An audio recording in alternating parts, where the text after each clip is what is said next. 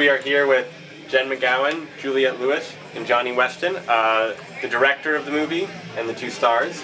I mean, Jen, start with, I've seen it, so I can say a little bit about it, but why don't you tell everybody what the movie's about? So it's called Kelly and Cal, and it's about Kelly and Cal.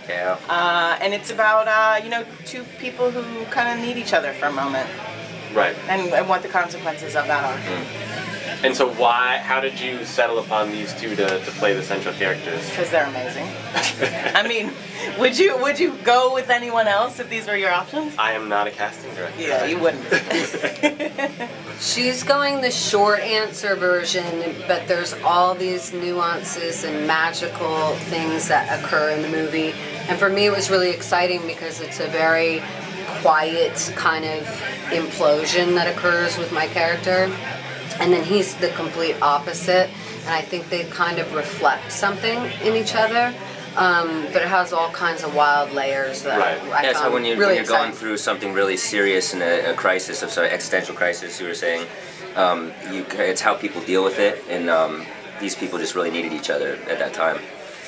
And so, yeah, Juliette, your character is going through kind of a mild form of postpartum depression. Yeah, and it's also mild.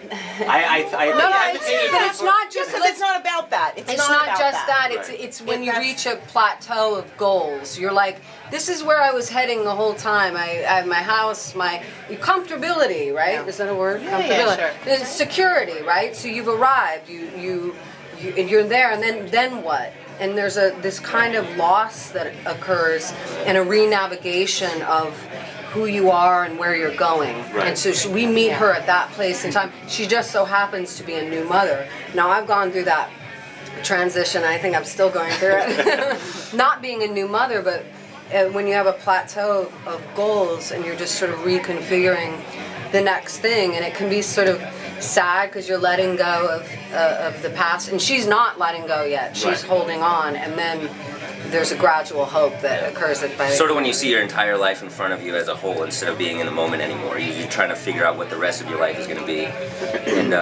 you just run towards what makes you feel right. Well, in some way, isn't your character in a similar position in that this accident that he's gone through is... Yeah, that was his crisis. Yeah, it was his crisis, and his response to it is to go for broke.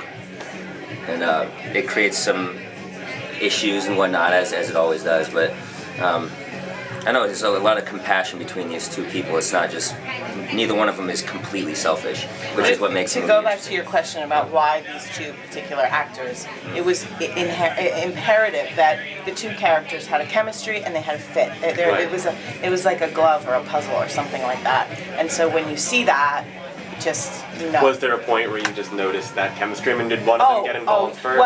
Well, I knew it was. I knew it was going to be these two. I really did. Like, first of all, when Amy Lowstarben, the writer, was writing, we had Juliette in mind. Right. Then we got Juliette, and then we narrowed down some of our Cals, and there were wonderful, wonderful options. All different choices. Very different. But I had a feeling. And I didn't really know you that well at the time, but when I knew of you, I thought it was going to be Jonny. Right. And so we did a final casting where we brought in 4 guys to read opposite her. It was apparent. There was 4? I didn't know that. That was just me and one other person. I would have you? been so much more nervous if I knew there was 4. No, but the chemistry was it was crazy because I walked in and I always wanted to work with Juliette, and I had that kind of stigma and that excitement about it. And once the first word out of my mouth, it just automatically. Stigma, not the right word. We're hearing you talk. We're being charmed by you. You didn't say anything wrong. You didn't say anything wrong. That's a perfect example, though. Actually, they're like, we can't even stand in a room and answer one question without something happening. No, and that's just by what it's about. the first line out of my mouth and the first word out of her mouth, her response, it was so personal and so I don't know, so understanding. We're so understanding of each other right from the start. Here's my thing, because I get really metaphysical. Because there's energy and there's frequencies, and either your frequencies are going to jibe or they repel each other. And it's not, and I'm not talking anyway. So it was really important that Cal, because he dominates a lot of the scenes, and I have this quiet. Loud. And so it's Not just loud all the time, but loud, emotionally but dominating. loud. Yeah. It's different ways of dominating. Yeah, where you're sort of guiding.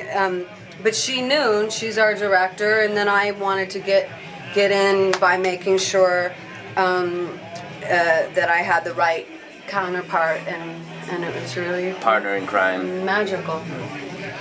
So Jen, what is your background and where did this story come from? Or I guess you didn't write it. I didn't write it, no, but I developed it with the writer Right. who I met. We both went to USC and we worked on the project together like that, and then we worked for about a year together to get the script in a great Yeah. place, and then we looked for producers, and at the same time, our producers, Spring Pictures, we didn't know it, but they were looking for us. Because they were looking for, a smaller project, an up-and-coming project with a new director, and they saw some of my work at the Florida Film Festival, and just so much luck is involved. So much luck. We were looking for one another at the right time, just like you guys were looking for something like this, and we were looking for them. Because maybe we waited a year, this wouldn't have worked out, or you did it a year earlier, it wouldn't have worked out. I was just gonna Thank put you. it in. I know. Is she on? You have to guide us. Well, anyway, you We're seem like a actors, we're just Yoda. kinda- You were like a Yoda voice voice? of reason, just out of the frame, can- right? Yeah. I can, yeah. Okay. She's the omniscient narrator. Yeah. And then I'm the disembodied voice coming from somewhere. Yes. Asking very bizarre questions. But it's funny because making a movie is so much about timing and luck and Yeah. what you and other people need at that moment, and that's exactly what the film is about too. Is that if they met a year earlier or a year later in the story, maybe they wouldn't have even noticed one another. Right. Johnny, I'm curious because your character, as a result of his accident, he's handicapped. Right. You're obviously capable of walking. Able-bodied and whatnot. Yeah. Was it something that you had to prepare yourself for physically, and if so, how Absolutely. did you do that? I worked with Jen, and I knew a couple people that that had a similar accident, and she brought a lot of technical advisors. I met with people who had similar and much worse issues and more minor, and how these people, it was more. More I learned from them was their affect and how it changed them as a person, and how much more power was coming from them as humans now after their accident. And other than that, it was just being in the chair and just kind of Practice hours practicing and hours and hours, yeah, and research, and there's very specific injuries on the spot, on each. Right. So Did you lay out clearly what his particular injuries were? We went back to the script. We went to the script to say, okay, well, we know this happened. It was What most would cause important to be this, truthful and honorable, but also we had to tell a story. Right. We obviously we didn't want to go so far as to be fully paralyzed, because that Right. wouldn't have worked. So we went for Quadriplegic, what worked for the story, but what was also true. yeah, and it's like some of those things aren't explained in words in the script, but it's all there. Right. When did you guys shoot this? August. August. We shot in August. That's a quick turnaround. In New York, In and hot- we hot-ass finished. New You York. shot, so Yeah.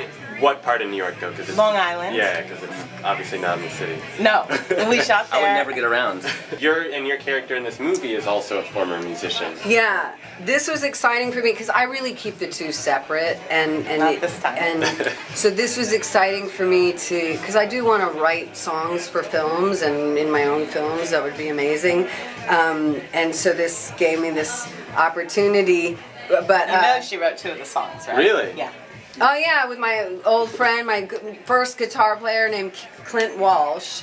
He was brilliant. We didn't know if we were going to come up with what they needed, but we took our shot at it, and she gave us good points of reference, like Sleater Kinney, a couple songs, but it was more this PJ Harvey song, To Bring You My Love, Okay. because that droning kind of guitar, and we did the quiet, loud, dynamic that was Yeah. so popular 90s style, and we just wanted to make it, and I wanted it to be good, not just in a little, what's the word, not trivial, niche. Maybe throw away, maybe? Yeah, I'm looking for this one. But anyway, I didn't want it to be, I wanted it to actually be a good song, but of a certain time period. So I did that, and then and she dug it. So it was like, Yeah, woohoo! right.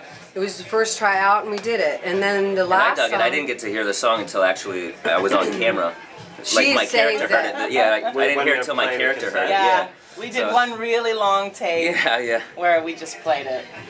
so he gets to really listen Yeah, to it just in listen real to it. time. I'm like, you wrote this yesterday? What was that?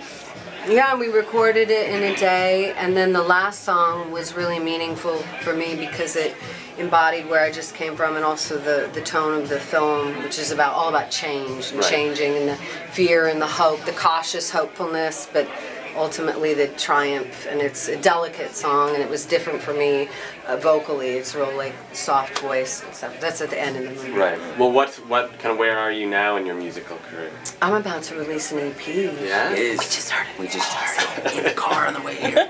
I sort of got kidnapped by Brad Schultz from Cage the Elephant and Jared Champion, their drummer, and this Mathen Minster, all these musicians. We worked in Nashville, and we made a really exciting EP together. And so I'm going to open for them in April, Cage the Elephant, but just some West Coast shows to get my feet wet, and then I'm going to be back at it. It's great. When is the EP coming out? In a couple months. It's all very vague because I have work to do. All I can tell you is it's finished. Yeah. Right. It's really It's like 3 years in the making, finally figuring it out, and I'm really excited by it. And your work is the TV show? Or- Right now? Yeah. Yes, I'm working on this TV show that is on ABC, will be on in the fall, and I'm sweating. Woo! It is hot in here, folks. It's very humid in Austin. God, It's and like you're the rain. wearing And you're wool. I'm wearing a sweater. It's not wool. It's cheap. I don't know. Okay, it's pretend wool. So, Johnny, you were in a movie that was once titled Almanac. Yeah, It's yeah. Now Welcome. Well, I think it's now Oh, called yeah. Welcome to Yesterday. We don't know still. I'm pretty sure That's it's a Welcome good to Yesterday. title. I like that title. Yeah. I thought Welcome maybe to Riders on the Storm, like a Doors theme, like He's so the raining. into I really Doors. like Jim Morrison. Whatever. It's just personal. It's not That might an be issue. a copyright But, problem. Yeah. Okay. It's coming out sometime in October. We're Right. hoping. But but it's Michael Bay movie. It's about time travel. It's exciting, man. I got to do the lead and just found footage, which was a whole new adventure for me. Trying Right. to figure out how to. It's almost like theater, because you put the camera down and sometimes you get this wide shot, and you got to figure out how to use the space. It was exciting, man. I think it's gonna be good. What was it like working with Bay and then his two producing partners? Yeah. These guys are absolute professionals, and yeah, they're on set all the time, and they have the personal touch. That's why they make the movies that they do. Right. And so what's next for you? Because that's done. What's next for me? I have a couple things I'm looking at. Nothing right now. Just keep it vague. Yeah. And you? I have two projects that I have. One's called Millie to the Moon, which is about a young woman who's inspired by space tourism. And then the other one, which is, Amy is writing, is about a true story and activist journalist who gets involved in it. That sounds great. That sounds great. I think so. How old is she? Just kidding. And there are roles for both of them. Is she a brunette? Is also could my it be a God. guy maybe? I don't know. And then cue the Depeche Mode. Oh yeah. People are people. We were just We talking about listened to this this in in the the car. car. That full circle, that's magic. Magic. He doesn't look convinced. No, you don't understand. I But I have a wasn't in theory. the car with you Let me guys. explain something. I have a It's thing. the best place, actually, in the car with us. No, is I have probably a the most theory. fun. I say God is in the radio.